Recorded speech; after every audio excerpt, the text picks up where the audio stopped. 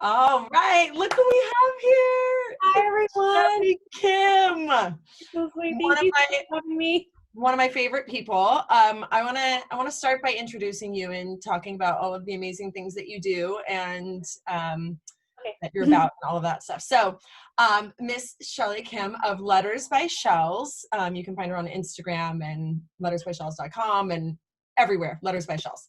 Um, she is an author and an artist and a teacher and an entrepreneur, like an incredible entrepreneur, a podcaster, an inspiration to so many people with all of her positivity. She is an incredible letterer and watercolor artist. She hosts workshops and she teaches at Michael's now, and she does designs for like Mixbook and a bunch of other people. She has a ton of resources on lettering and watercolor and a bunch of good stuff and practice sheets. And like, seriously, I don't know what you don't do, but everything that you do, you insert your saying and your motto into it all, which is spreading love and positivity through art.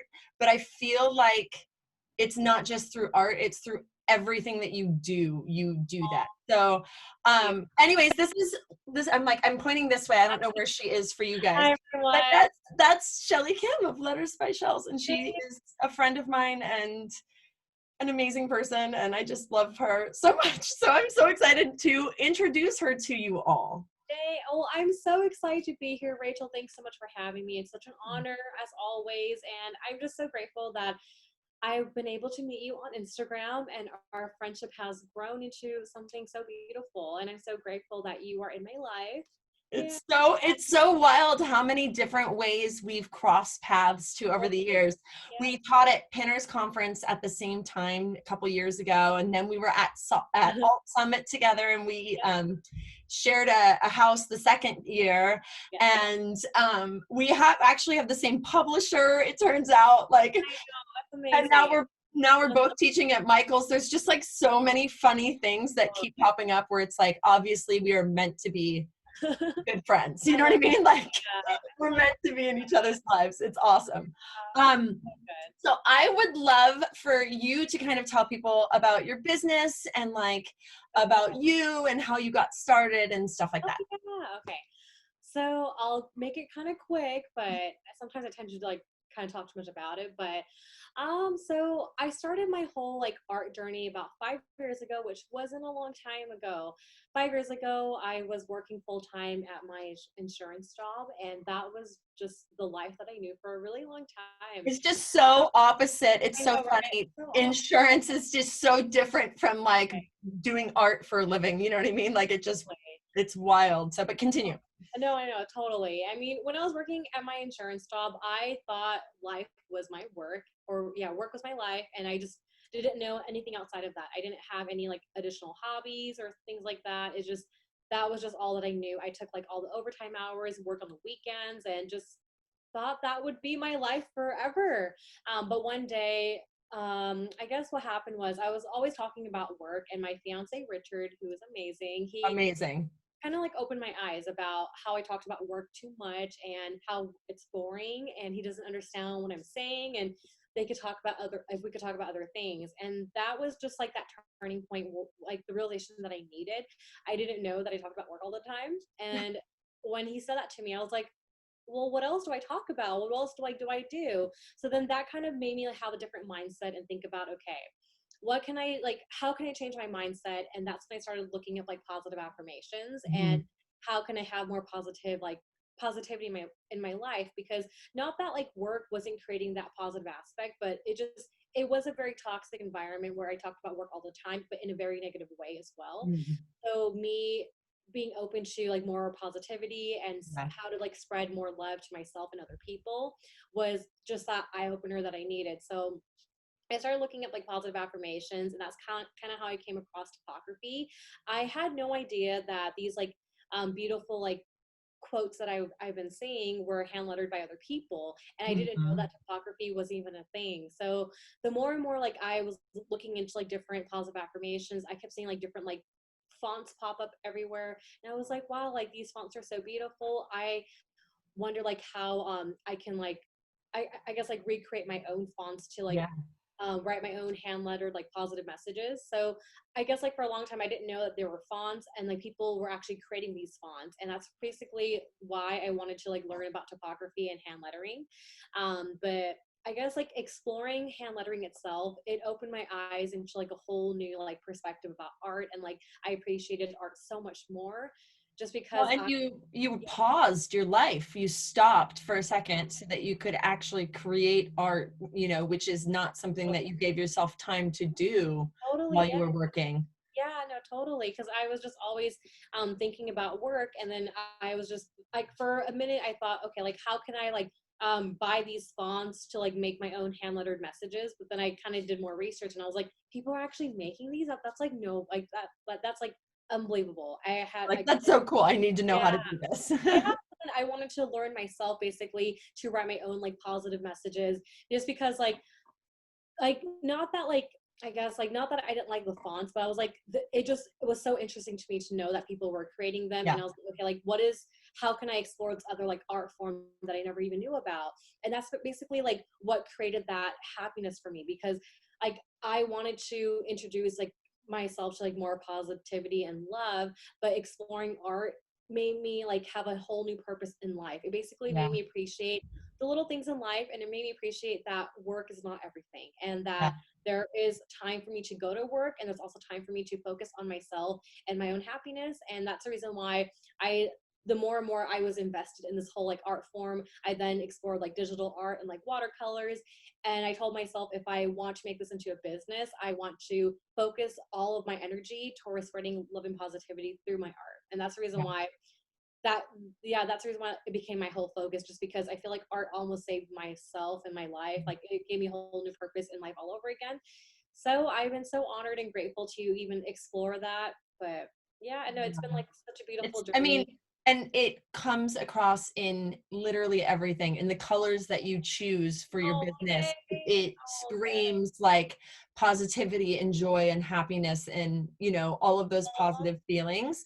And so it's really cool to hear like such a strong story like yours, where it's like you have this strong foundation that everything else kind of branches off of. And so you can always come back to that in such a great way. And I think it's fantastic. So Oh, thank you, my love.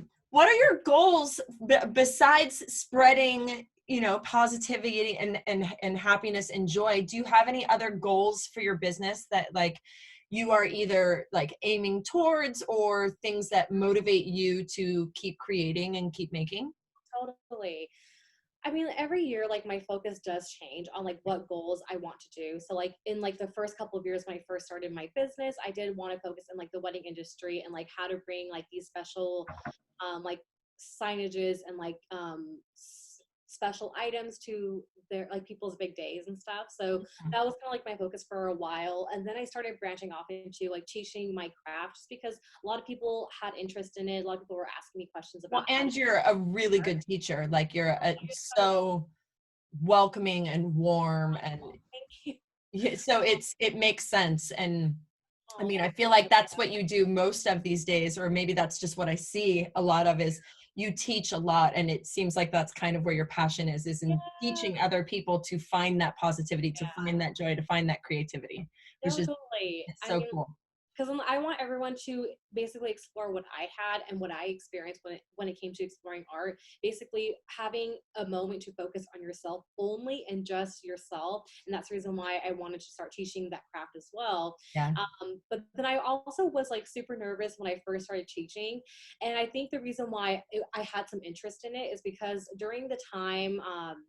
It's kind of like a random like off story a little bit, but when I first explored art and basically it like transformed my life, that was like the pivotal moment where I realized that I should like leave my insurance job and I should basically explore art full time. So I did leave my job, just Which because is, like I wanted to have a different mindset. it's a scary and big leap to make. Oh, it's I so mean, scary. Yeah, it's so how scary. did you decide, like at what point was the right point to leave? Like, was it a financial thing where it was like, when I make a certain amount of money, then I can leave my job? Or was it like a I know that if I leap and put full-time effort into this thing, the net will appear. Like what was it for you in that decision-making process? Well, when I like first left, I basically only explored art just like my first year. I was really making no money from it. And I basically left just because my fiance and I had this like intense conversation about it. He was just like, I think you just need to leave, like, or else you're just gonna get stuck there. And like he was totally right. I felt like the more and more like I was there, there was just I was just comfortable at that level and there was no reason for me to like leave for any reason. So I decided to like just take that leap, basically telling myself and giving myself permission to just like leave this like other environment that Yeah. if I'm thriving or being happy in. So I was not making any money through my art, but leaving that moment, I felt like I was finally free and I felt like I had like a whole new like perspective in what I wanted to do in life. So the minute I left, I basically I try to pursue my art full time, but I also decided to think about, okay, what are things that make me happy in life and what are things that I want to absolutely achieve? And that's the reason why I went back to school to get my master's in college counseling. I feel like if I didn't have left my job, then I wouldn't have gone back to school to get my master's in counseling. And it's just like that wouldn't have lined up the way it did. And going to school for my Well, and counseling. I feel like the counseling part of you benefits your business too, because that's why you're so compassionate and caring, and why everything comes across in this such a positive, warm, welcoming, Yeah. Oh, warm, fuzzy sort of way, is because you, absolutely. I think you have some of that background too, like it comes into play with what you're doing. Yeah, no, totally. Because then, like, when I first like went to school, then I started teaching like workshops, also like at the universities as well, and that kind of gave me the experience to like start teaching and like what that would look like. And that's when I felt like, okay, like if I love my art craft so much, maybe I can teach it because I've been Yeah. teaching like how to do like the um I've been teaching like at the universities. I was teaching people how to like do like academic advising on their classes, but also how to like choose what major is best fit for them, just like analysis of like different testings that we were doing. So that's the reason why I felt like I had that knowledge and experience to start Yeah. teaching. But then, I mean, mind you, I was so nervous, so because I was like, I'm so passionate about it, how can I make sure that everything is like it comes across the way that I want it to? Yeah.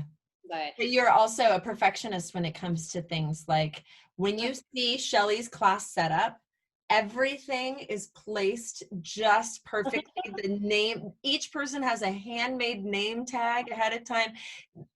She oh, makes sure that the entire experience is a mhm. beautiful one. And the same goes for any package she sends you in the mail. You open it up and it's like, it's a Aw, present in and of itself without like what's inside, just the packaging alone is so pretty. So it's just, thank it you. comes across in everything you do.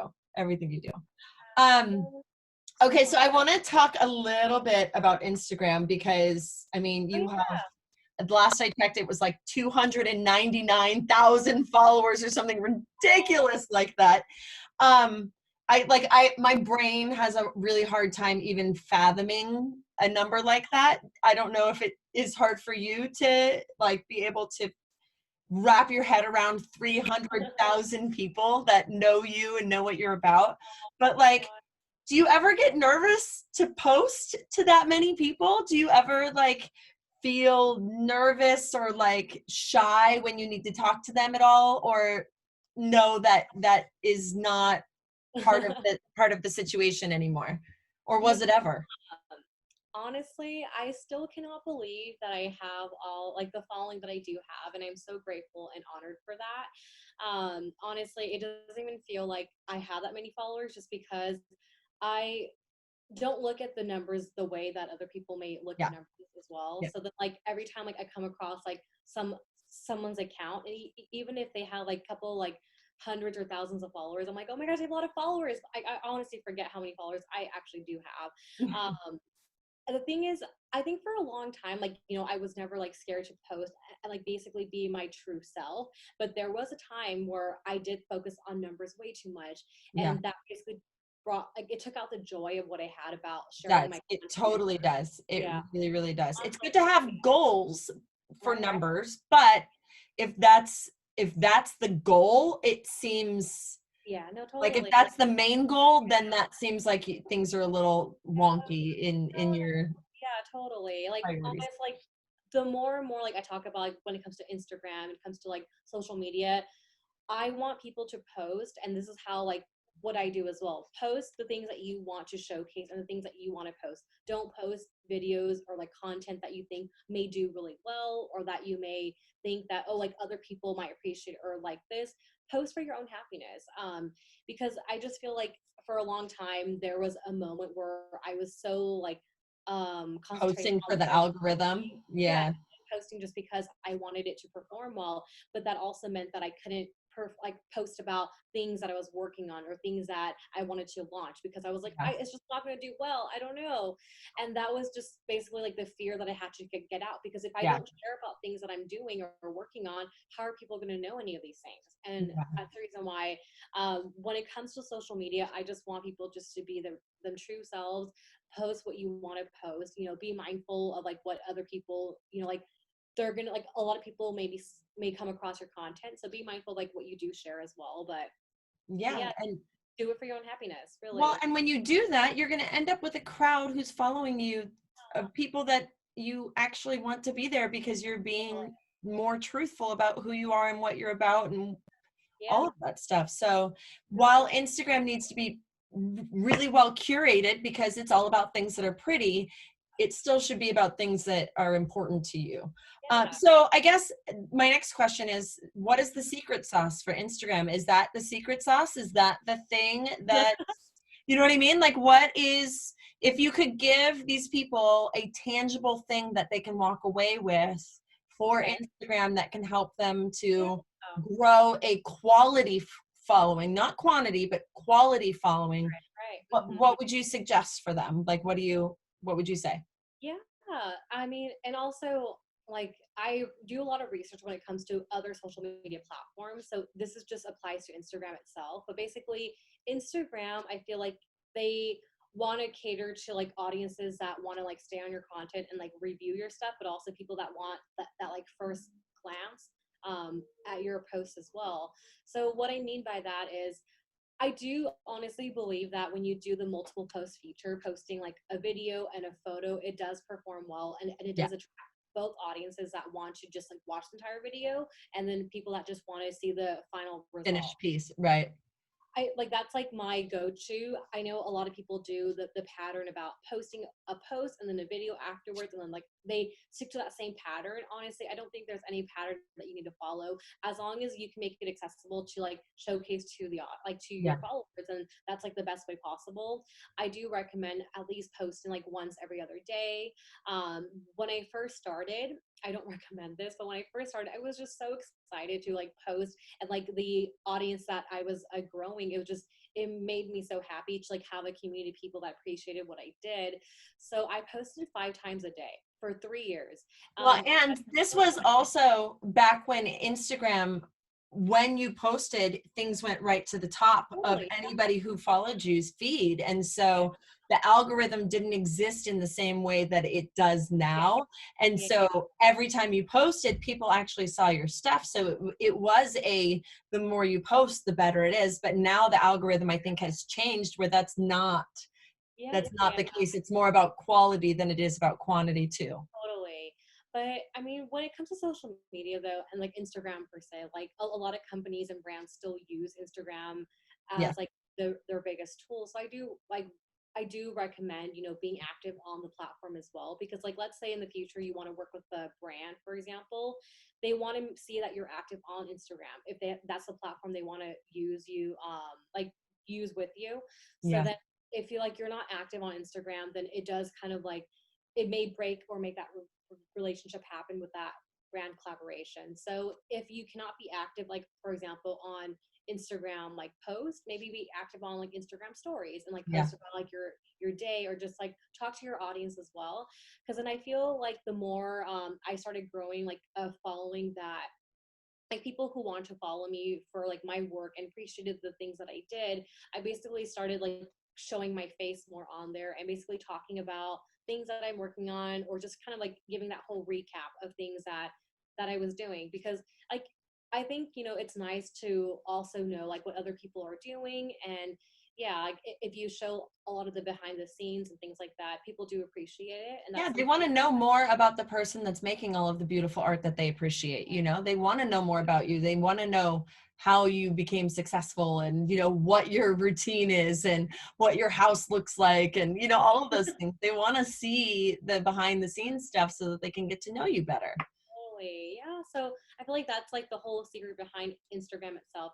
You Yeah. know, be your true self when you go on there.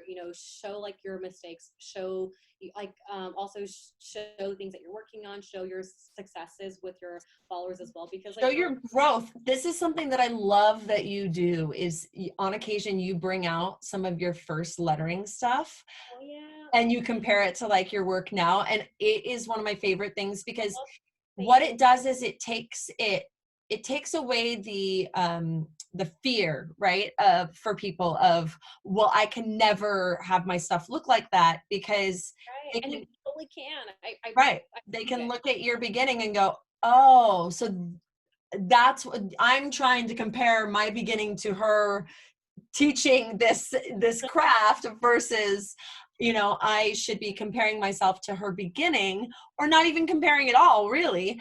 But it's you got to be careful of that. But I just think it's so great that you do share that with people, because it really does help people to feel a little bit more like they have permission, like they can do it, Right, yeah. which No, I so think people need. People really need that. What speaking of other platforms, what other platforms do you recommend for small businesses? Most of oh, the so people listening are wood burning artists. So like, what other platforms have you seen some good growth and that you would recommend to people, like yeah. the people listening? Okay, so it might take some time to build traction on the platform. I've been like really trying to study it for like the past 2 years, and I have seen major success come out of it. And I think it's also honestly like it's a platform that's been around for a long time, and a lot of people like neglect it. But honestly, it is Pinterest. I was not a believer of Pinterest for a really long time, and I was I like, was. what is It's that? so funny because you're describing, and the whole time I'm going, is she going to talk about YouTube? Is she's going to say? I'm like, it's not TikTok, and I'm like, oh, Pinterest. It's got to be Pinterest. And then you said it. I was like, oh yeah, that's totally it. No, I feel like Pinterest is really like changed the game with it. Like last year, they started allowing you to post videos, and that's when I started posting videos about it. And basically, when I used to do Pinterest, I was kind of doing it wrong, where I was reposting from my Instagram and repinning it on on my Pinterest account. Honestly, treat Pinterest as like its own other platform.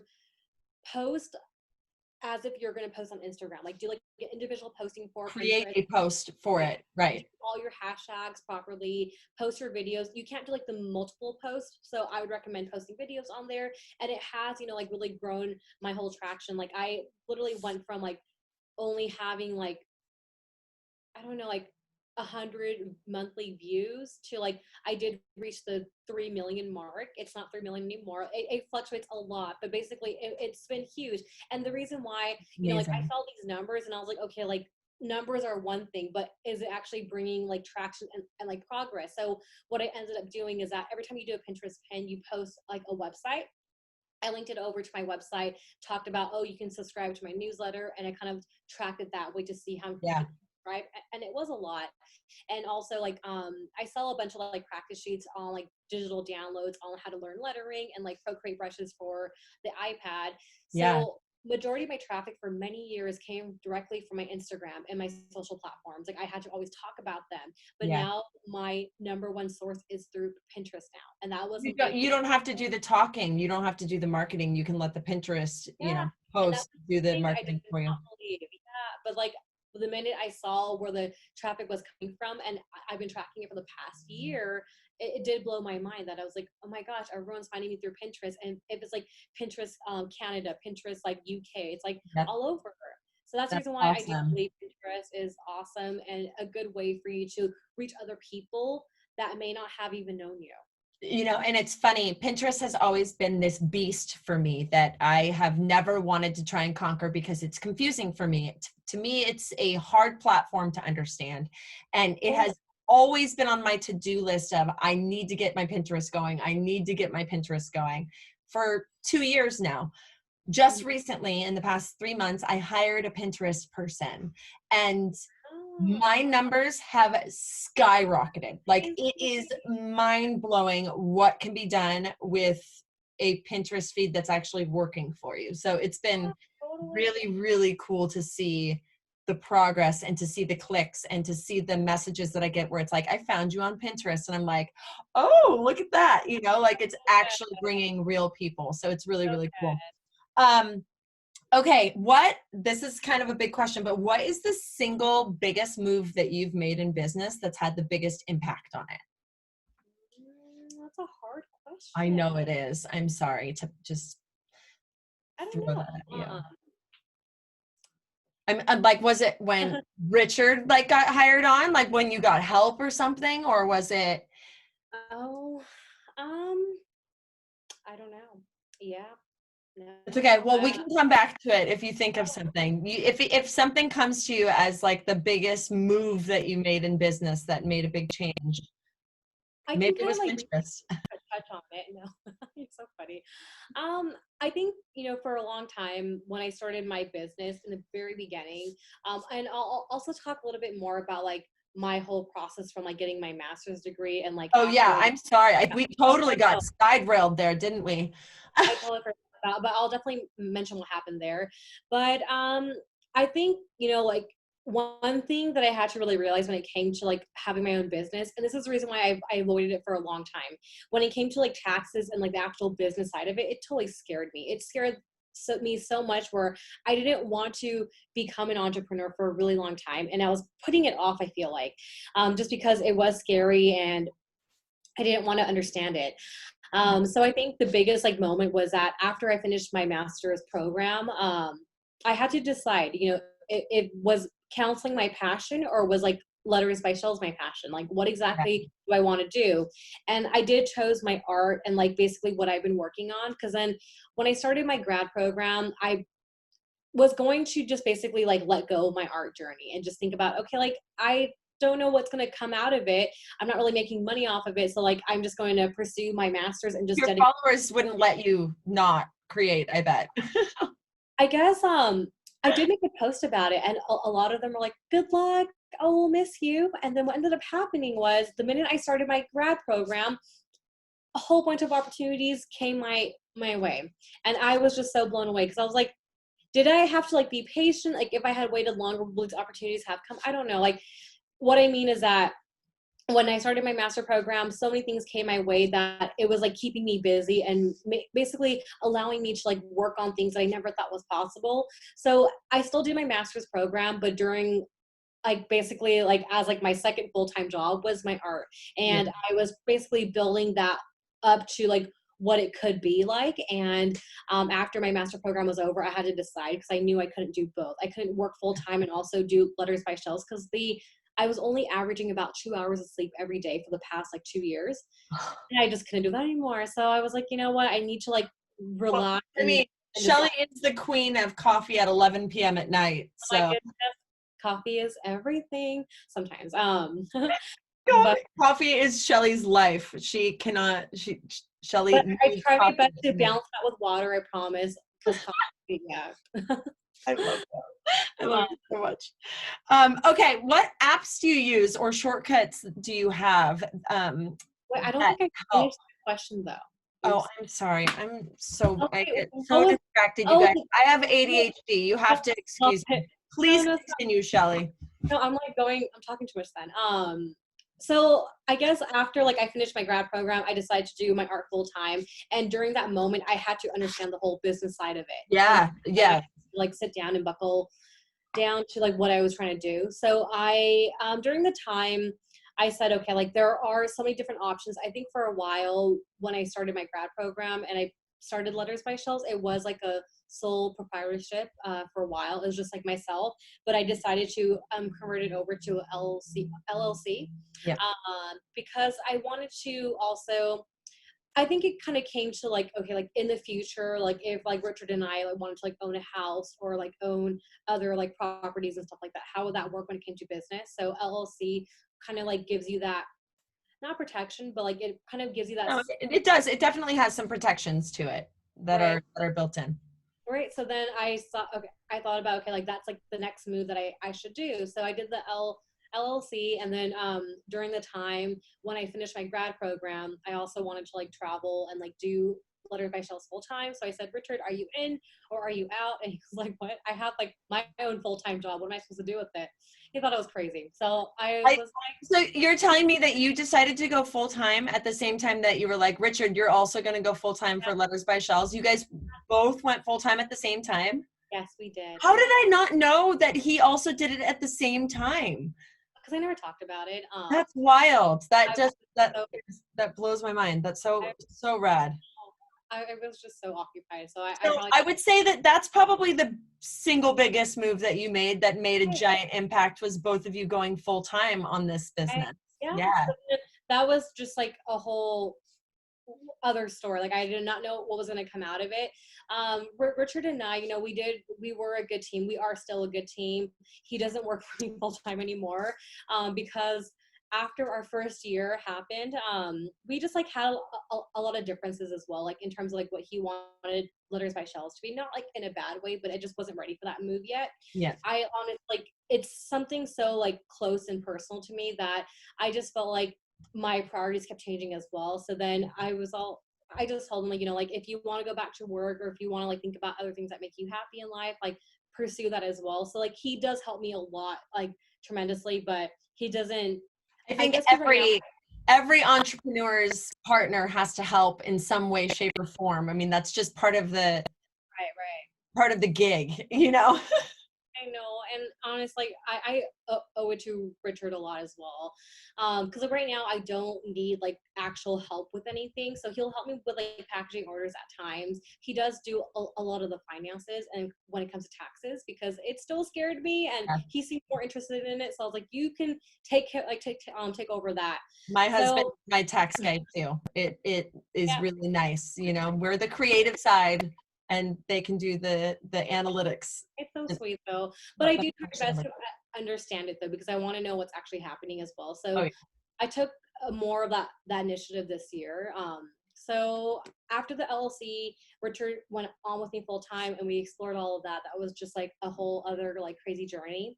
But I think like towards the end of last year, Richard and I did revisit everything, and then we wanted to basically have like a bigger goal for this year. So I feel as if like more than ever now I do have like that business mindset that I should have had like 5 years ago. So like honestly, like my whole mindset when it comes to business has changed. So what I well, mean, because I mean, you initially went into this as an escape, as a need right, to create, as a a need to make art, and then totally. it slowly became a business, and then you were like, okay, now I have this business, and now you're like, now I get business, I understand how this all works, and Totally. Yeah, now you're it teaching did. business. I mean, your Oh yeah, podcast, you guys, if you haven't checked out her podcast, Hobby to Business Podcast, she does it with Emma of Black Talk yeah. Co. And it's fantastic. There are so many amazing here. I'm just going to read some of the titles of some of the podcasts for you. So, investing in yourself, organizing your business, content creation, what to do during times of uncertainty, positive mindset, handling negative feedback, 5 things they wish they knew before they started a business, naming your creative business, teaching in person and online. I can go on and on. Aw. Instagram. I mean, they cover so many things, setting goals and imposter syndrome and making a living from your art. The podcast has so many amazing episodes in it. So go and check it out. Hobby to Business Podcast. Okay. And then, but yeah, you are like, you're doing so many amazing things all the time. I'm blown away that you don't have help. Yeah, I don't know.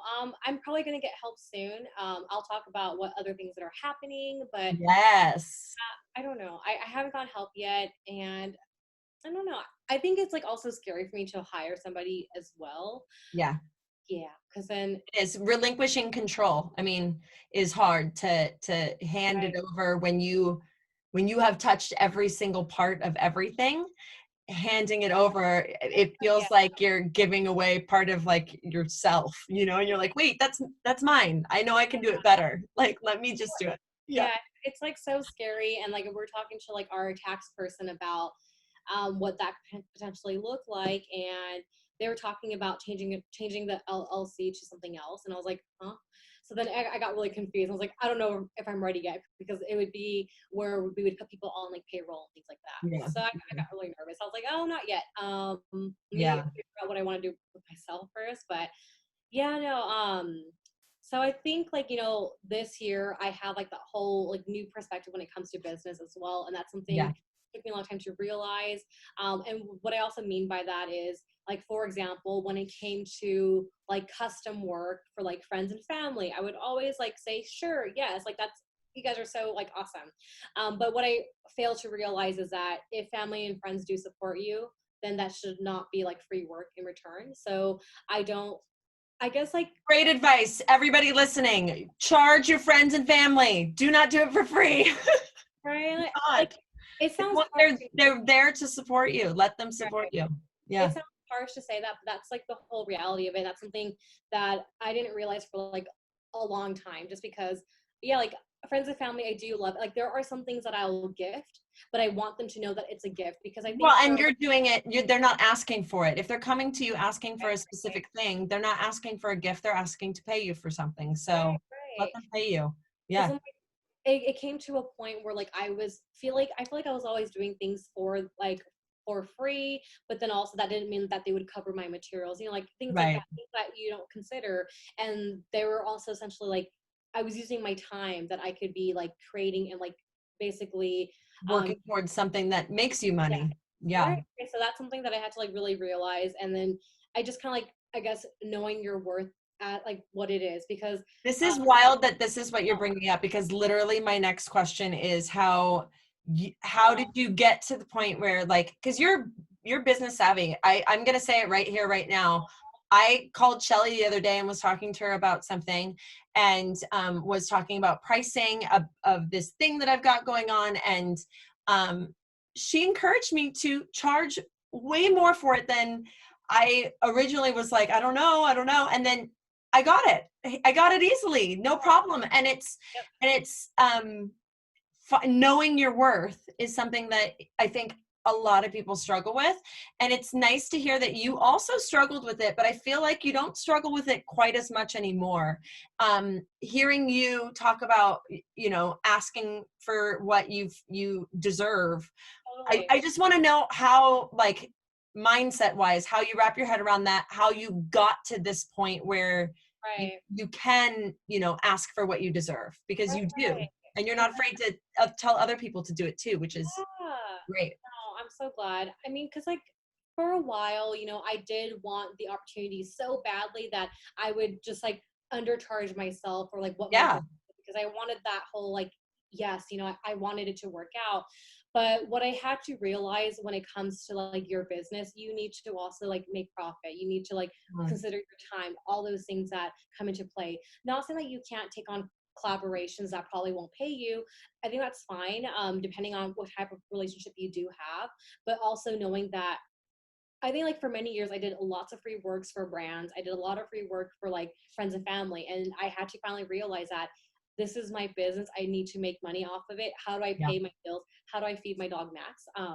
Well, and you have to be selective too about who comes to you, because I see people a lot of times saying yes to collaborations that go against what they actually know is a good thing, or something that they would actually use. And then you see them talking about it and it just feels so inauthentic. So just make sure that, like, Oh yeah. whoever you collaborate with, that it's someone that you believe in. Like Shelly does stuff with Mixbook because her stuff with Mixbook makes sense and it's a fantastic collaboration, and the stuff that she makes for them is beautiful. And it's like, that's the kind of thing that you want, is you want to make sure that the collaboration makes sense for you, for them, and for your audience. Yeah, no, totally. Don't just because of the opportunity presents itself, it doesn't mean you have to take it, Right, right? right. Yeah, because then yeah, like I kept saying yes because I wanted to like work with the brands and like have that collaboration. But what was I gonna say? Well, it's like, how do you figure out your value? You know, like, how do you figure out like Oh your yeah, value with a collaboration, or your value with a product that you're selling, or your value with a class that you're teaching? Like, how do you go about the process of figuring out your value during that time? right. This might sound like not the best advice, but like, we all know that our business is so emotional. Like it's an emotional thing to us. We're so attached to it. Like Yeah. Oh, we yeah. love what we do. It's our But you also, babies. I mean, but blood, you also have sweat, and to like tears go into these businesses of ours. so much of your energy goes into it. No, totally. But you have to remember at the end of the day, it is a business. And when it comes to these like collaborations and comes to these opportunities that come like presents himself to you and your business, you've got to basically take the emotional aspect out of it. And you have to basically treat it like work, like Yeah. how would that look like? Because all these other companies that are reaching out to you, emailing you, that person is getting paid by their company to email you and like put in all that work. No one's paying you to respond to them via email. So you have to True. think about, okay, like how is it going to be like worthwhile for yourself? Not just a collaboration alone, but I guess I'll give an example. How many emails does it go back and forth until the collaboration does happen? That is something you have to consider when it comes to like your pay. Also, when you post about the content and you create the content, how long will that take? And after the Yeah. content is To posted, photograph it, to edit it, to everything, to come up with the text for it, all of that stuff needs to come into to play. and then you also have to consider after you post about it on social media, for example, or like share about it, are there people going to ask questions about it itself? And you have to basically have that Respond and be time, available. Yeah. right? So when it comes to like knowing your worth, take that emotional aspect like out of it and just basically like consider, okay, how long will this project take me? So like I have my hourly rate and I basically multiply that times like some projects take me 30 hours to do. Like it's unbelievable how long, like it's like Yeah. a 1 minute content video that takes me 30 hours to put together. But basically that's like the whole reality of it. So my hourly rate times that, and what are also your rates to when it comes to like sharing about it, or when it comes to like all the materials that you're going to be using, that yeah, that plays that big role. So Yeah. honestly, like knowing your worth when it comes to like, I think it kind of all depends what type of work that you are doing. So like Well, and who you're doing it for. I mean, is it a small company? Is it a large company? Is it a person, an individual, is it a fellow artist? You know, like, knowing who it is that you're doing it with is also something that you have to keep in mind. But um, yeah, and like honestly, if they can't work with you, and if you really want that collaboration, you can also ask them like what their budget is, and like that you're flexible to work with their budget. I've done that often as well. But basically, just because really sometimes they'll come back with a number way higher than you ever would have asked for. And you're like, great, that's your budget? right, Awesome, you know? And then right, sometimes they'll come back with a number where you're like, oh, well, we're not even in the same ballpark. So there's no need for me to waste my time. no, totally. But I think you also have to like realize, like when it is time to like let go of things that maybe might not be like the best fit. So like I'll give like a really good example. Earlier this year, I got approached by this like really huge, company that would have, I felt like, changed my whole like perspective when it came to my business. And they were offering like really cool opportunities for myself and like what I could do within Letters by Shells. Like it would have been huge and like life changing. But with all of that, because of the fact that they are a huge company and that they were going to give me tons of exposure, they basically wanted me to do a lot of stuff in return for no pay. And that's basically the realization that I had to kind of like come to terms with. I was like, you're not paying me for anything, but I have to make all these like videos for you. I have to do all these like talk about you guys. Like it was a lot of work that I felt like was, it just kind of like, yeah, like it was a lot of work that I had to do Yeah. for, what, like when it comes to exposure, it is great, but exposure doesn't always equal, like revenue and things that you can like Yeah. profit off of. So like, not that like money is not everything. I know that, but I have to value my time. How much Well, time? and when your business is your life. I mean, you literally, like you said, you need to be able to feed your dog and yourself and live in a house.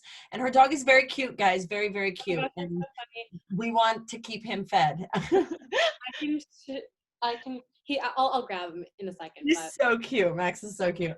But like, I mean, you have to keep that in mind, right? Like this is your job. This is business. So yeah, like I love this idea of taking the emotional part out of it yeah, and actually charging what you should be charged for it. And yeah, it's a big problem in the wood burning world. Nobody is charging what they should be charging for it because wood burning is such a slow process. It's totally. hard for people to wrap their heads around the fact that something that is, this big took 30 hours to make, but Right, that's right, something that people need to know about. So right. that's where I think when we were talking about bringing people into the process and all of that stuff, showing them the behind the scenes, showing them how long things take can Totally. help them appreciate the art more Right, and then appreciate the value of your art, right, right, totally. and the value that you put in it. Right. Okay, so can we also talk about how amazing it is having peers and friends who are in the creative space? Right. No, it's like so awesome because I feel almost as if you can talk to like your friends and family about what you do, but if they also don't have like a small business, it's really hard for them to really and understand, Yeah, which is kind of unfortunate because like they may not be interested in it or they're just might be like, I don't understand what you're saying. I do have a lot of friends and family. When I talk about my business, they start giving me a bunch of ideas of what I should be working on, what I should do, and that's not what I want to hear. So having peers is awesome because of the yeah. fact that they can not only understand like the hardships that you go through, all like the struggles and challenges, but they can also give you like like new, fresh ideas that Yes, and advice or the stuff that they're going through and that they're talking about can spark an idea for you of something else, and it all just it's so fun having people like you to bounce ideas off of. I mean, we text and we, chat on occasion, and it's so nice to be able to bounce ideas off of someone who gets it.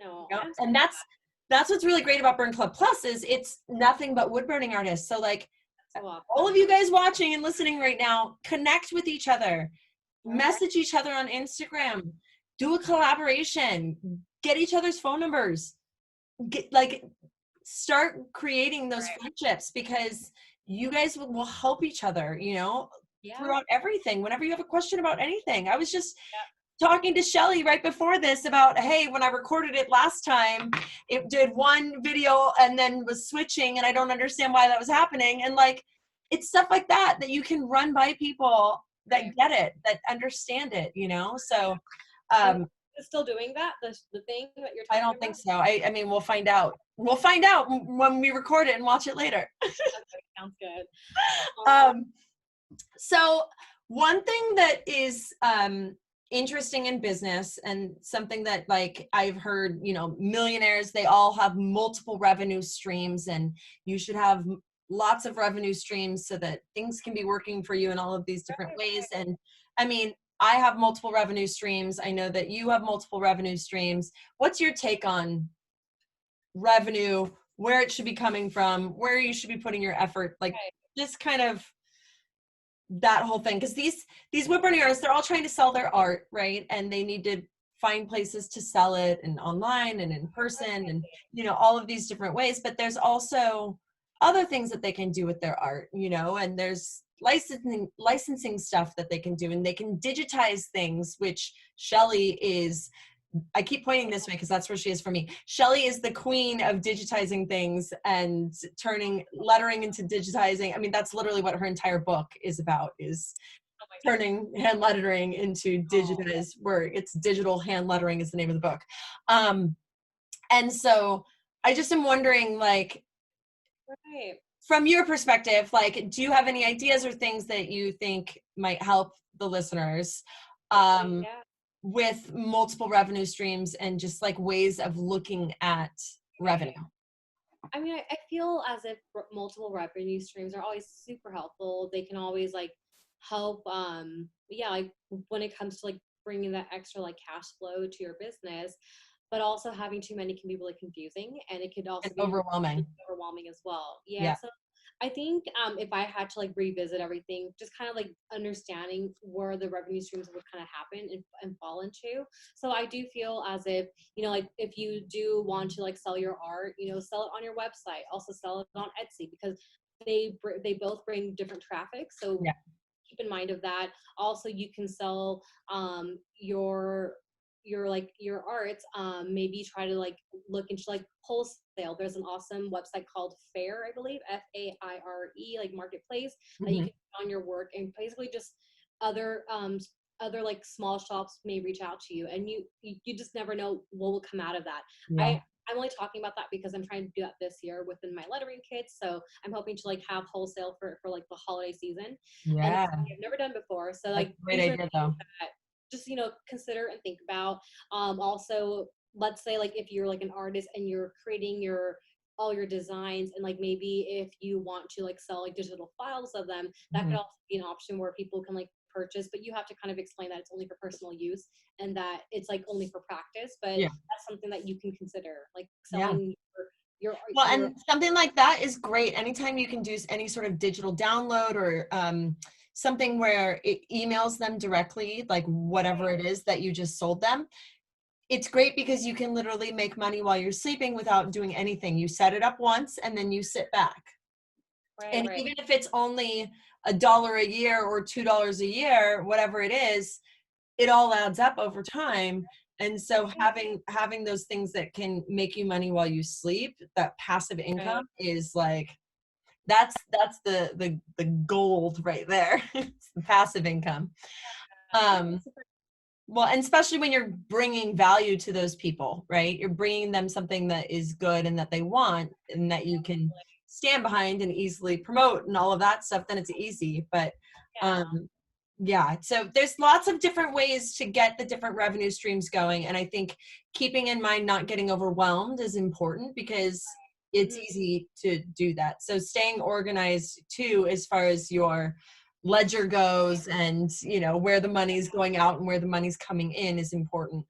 um Really fast, I also want to mention like why it's confusing as well. Is just because when it comes to taxes, yeah. there's going to be a lot of like forms that you may get. So like for me, I do a lot of like contract work. I do a lot of like where brands will hire me for like a short term to do a project. So I have a bunch of like miscellaneous tax forms, and Yeah, that's just like laying around. So those are things to kind of like keep in mind if you wanted to kind of like have it a better like system when it comes to like understanding like your finances and it comes to like your revenue streams and your taxes.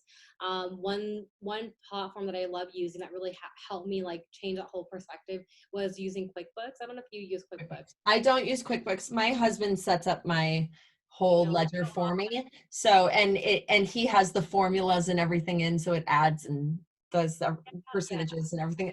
So it's all he's fancied it up for me, but I have heard amazing things about QuickBooks and how it just kind of streamlines and makes things so easy for people. It does. It just because it's connected to your bank. So it just basically reads every like transaction or like revenue that you bring in, and it just kind of like categorizes it if you put it like if you make it wanting to categorize it. So like That's it's really nice. a lifesaver.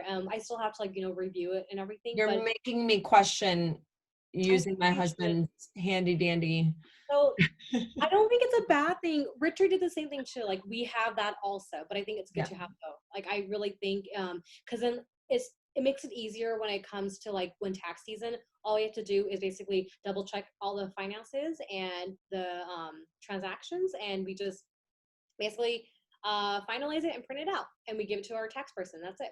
that's great. So it's nice and simple. It's already It automatically doing categorizes it for you. for you because then for you have to categorize probably like what it goes and falls under. When it comes to QuickBooks, if you add that rule, it categorizes it. Okay, like this is like your meals. This is like your like workshop supplies. It just categorizes it very nicely for you. That's nice. That's great.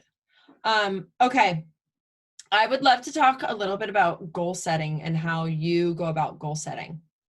Goal setting. So Mhm. goal setting, honestly, it's a tough thing. I have lots of goals. There are some days where I'm more motivated than others. So when it comes to goals, it is tough because I want to have so many goals listed out for me. So like there are times, even on my calendar right now, I have a goal list of today to do 20 different things. That's not possible for anybody. And that's something I have to realize. That's something that I don't think it's a bad thing to have those goals, but Yeah. also giving yourself permission to like relax and like also giving yourself that grace that it's okay if you don't finish those goals. Yeah. So I think it's good to have, monthly goals, but also like yearly goals, and maybe even having just one goal for that one day. It just could, like work awesome. So I honestly feel like you can work on many different things, throughout your day, but maybe have your weekly structured differently. So for example, like this is not my schedule right now, but this is something I use often as like my template on weeks that I'm more motivated. So Okay. like every Mondays, it'll be like only for emails. So as long as I review my emails, and I'm good to go. And then on Tuesdays, that's when I'll stop my emails, and instead I'll work on like all the collaborations and works that I need to finish, things like that. And Yeah. having like those daily focuses could help in terms of like having your energy focus on that one thing only. Yeah. Yeah. But I Well, do get it. Having emails for one day can be so boring. So I take breaks and stuff like that. But well, especially when you get as many emails as I'm sure you are dealing with on a daily basis, and DMs and instant messages. And I mean, I can't even imagine oh the my God, volume you're so of funny. it. When it comes to emails, I think it takes me a long time. It's just because it's not like a quick question. It's like where I'm basically turning in work to brands and things like that. So like that's when those days kind of get confusing because I'm working on emails, but I have to finish up my work for them. So it's like Yeah. so kind of like prioritizing that. So maybe you can have like working on this project and emailing them. So that's something I consider. Yeah, like honestly, take it step by step and have that goal outlined for yourself. I also like to do something like so annoying where I write down all my goals that I need to do and I post it like on my wall or like somewhere where I don't want it to be on my wall. And I can only remove it once I'm done. That is amazing. You're like, oh, this thing is annoying right there. I'm going to put it right there until I get it done. That way I get it done because I'm so annoyed by looking at that I want thing. to take it down. Yeah, I just because it doesn't belong on my wall, but Oh it's like, my gosh. That is so funny and clever. And I dig it. I totally dig oh it. my God, sorry. Bless you.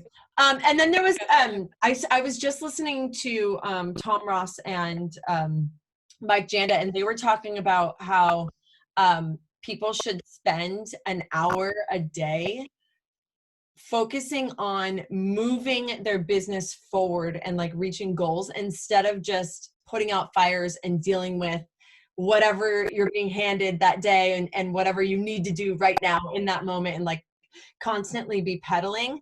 They're talking about taking an hour a day to pause and like look at the big picture and how to move the needle forward, which was mind blowing for me because it's only on occasion where I actually get to like stop and go, okay, am I even focusing on the right things right now? You know what I mean? And so it was one of those moments where I was like, I need to be spending more time in that space Right. of thinking about how I can be progressing the business, you know, and the goals for the business. So it's just really interesting.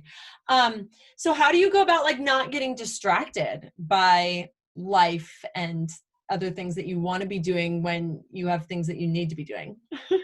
I feel sorry. There's like Oh, that's okay. You live in a busy part of the world, so.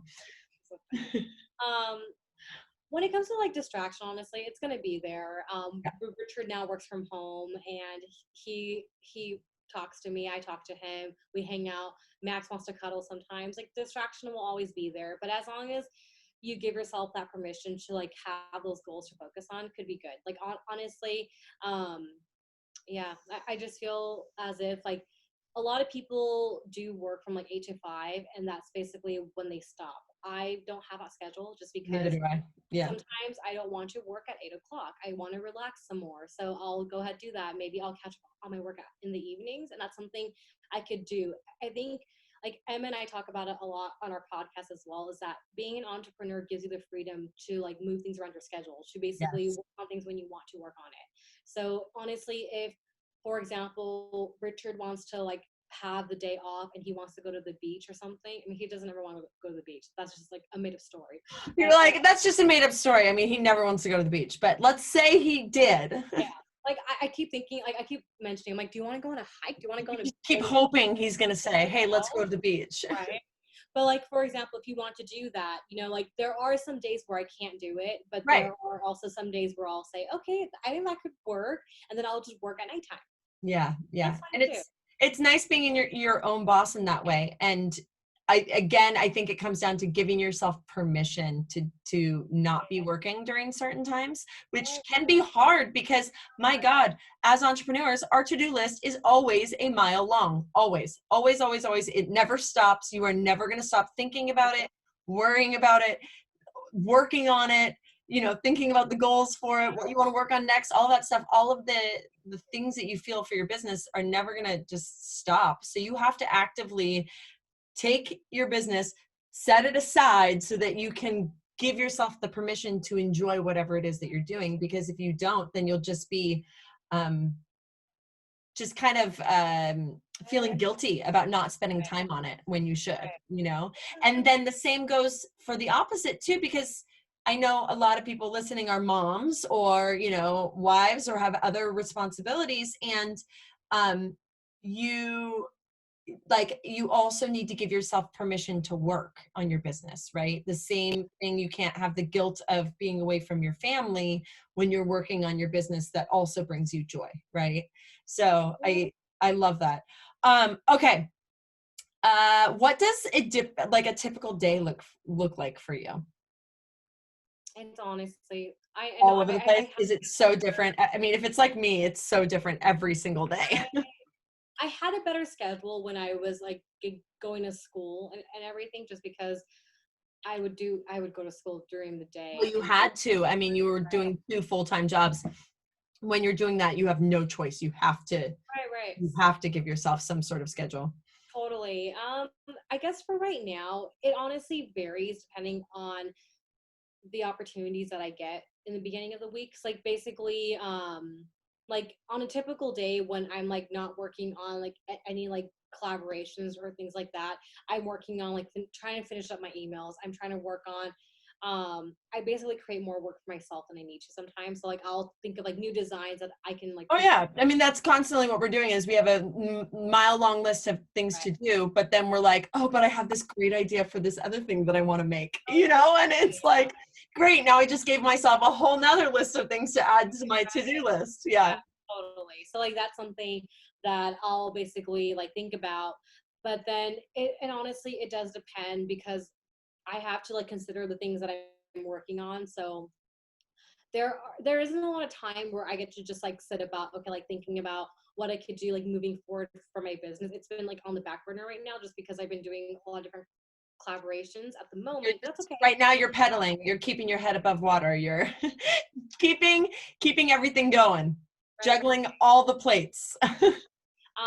But I think like what I could bring into perspective is that, you know, during like the daytime, I will work on like whether it's emails or working on designs or working on catching up on like Instagram, for example. But then like during the evenings, I will also take that break to like have dinner with Richard. Because for a long time, I really didn't. I was like, I need to still work. And yeah, like there is just, your work will still be there, you know, like your business will still be there. So have time to like relax. Richard and I will have dinner, we'll watch like a movie, we'll talk, we'll go walk Max together. And just like those little moments are so special to us. And then after he wants to go to bed or something, and if I'm not tired, then I'll still work on some things. Yeah. And that's basically the whole schedule right now. Yeah, I love it. I mean, it sounds like the classic entrepreneur, you know, schedule where it's like you work, you fit it in when you can, you work too much probably, but you know, you have to give yourself those breaks so that you can do the things that you enjoy that, you know, beyond the enjoyment of entrepreneurship. If you could tell this is such a big one. If you could tell these entrepreneurs listening one thing, what would you tell them? One thing. Yeah. I think honestly that is a big question just because It is. there are It's a so big many things, question. that you could consider. But I think like one big thing that it took me a long time to do just because I like was scared to make that final leap or thinking about, oh, this is becoming a real thing, is actually, for example, having a website. Like I think you should have a Yeah. website and basically have a platform where you can showcase your work, and like also when companies reach out to you, that's how they're going to reach out to you. So I think the minute I got my website, it was like 3 years after I started my business. It's It was way later than I everyone, yeah, think than you should have. I was like, you don't have a website yet? Wait, what?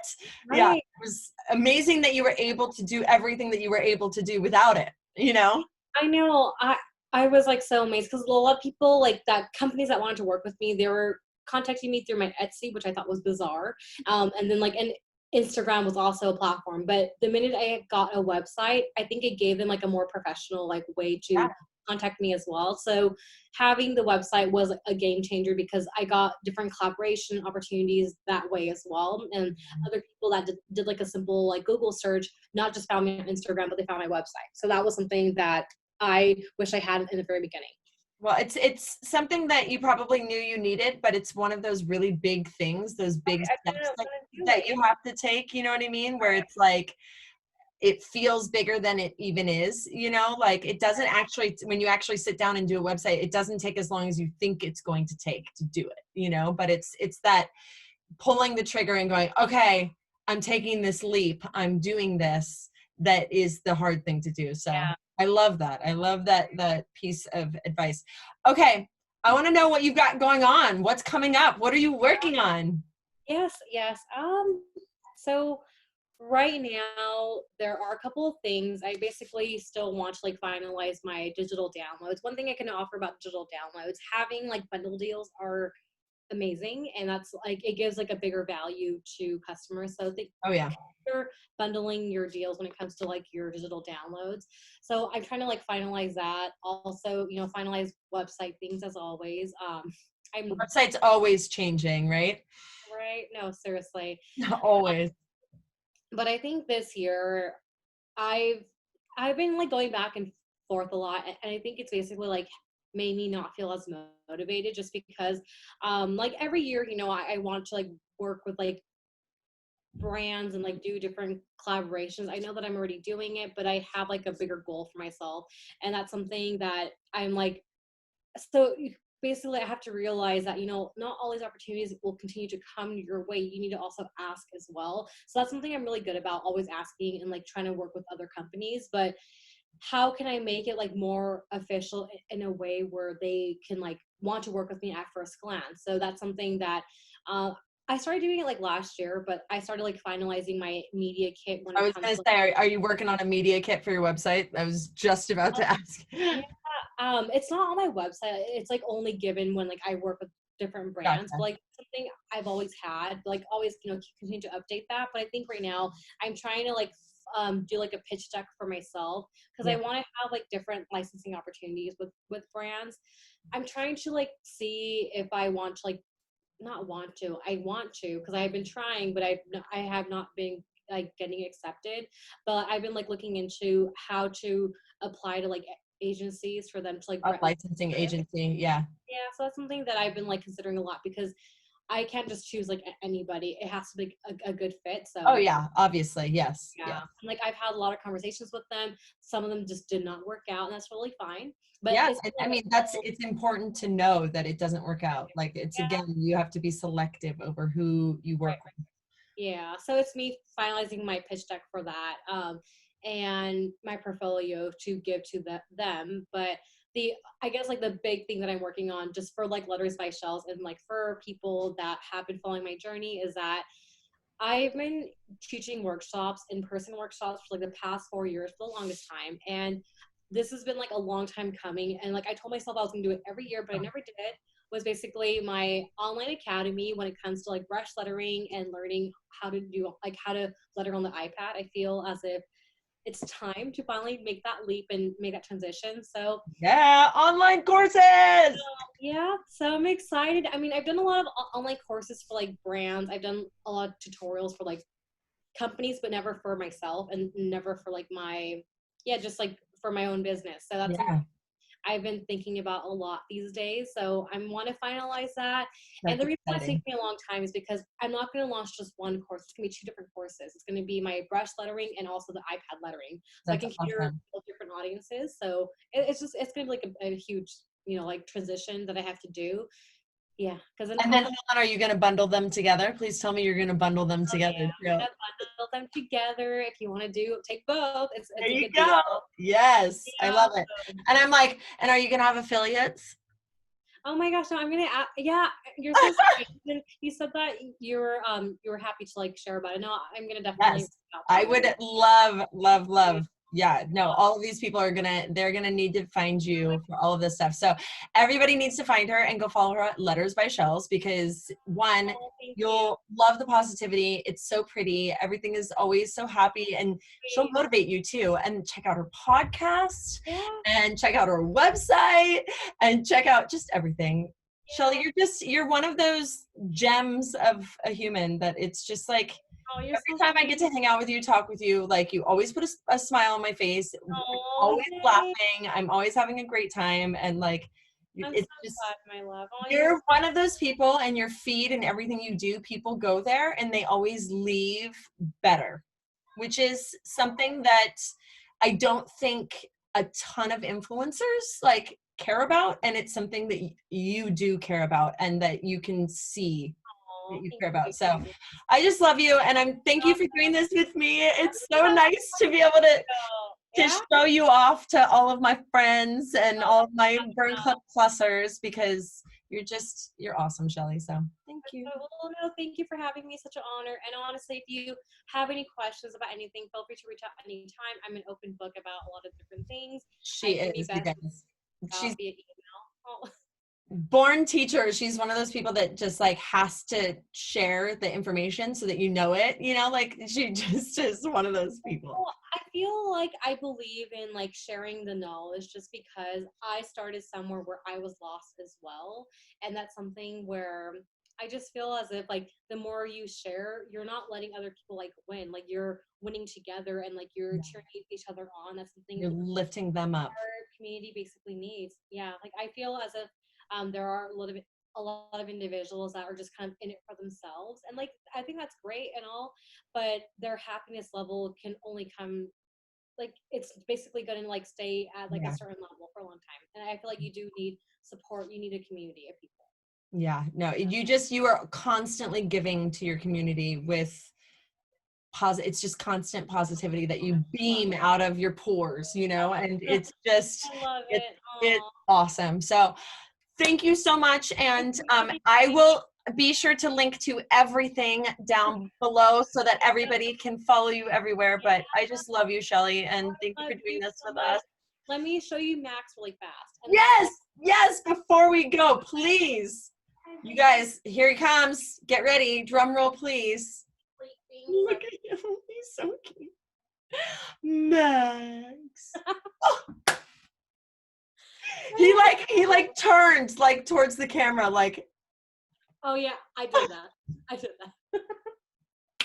Hi everybody. I'm Max. I'm he's tired. he's so chill. He's such a sweet little pup. He's a little tired. Okay, this is It, Max. yeah, My her dog baby. my obsession. Yeah, he's a good boy. He's a good boy. Okay, I'm gonna let you go, Shelly. This was so Sounds good. fantastic. Thank you so much for doing this. Oh, And you for guys go having check me. out Shelly and Yeah. go learn some lettering and bring it into the wood burning space and go learn more digital stuff and go learn everything. Shelly's got so much stuff. So go check her out. Thank you. Thanks, Rachel, for having me. Love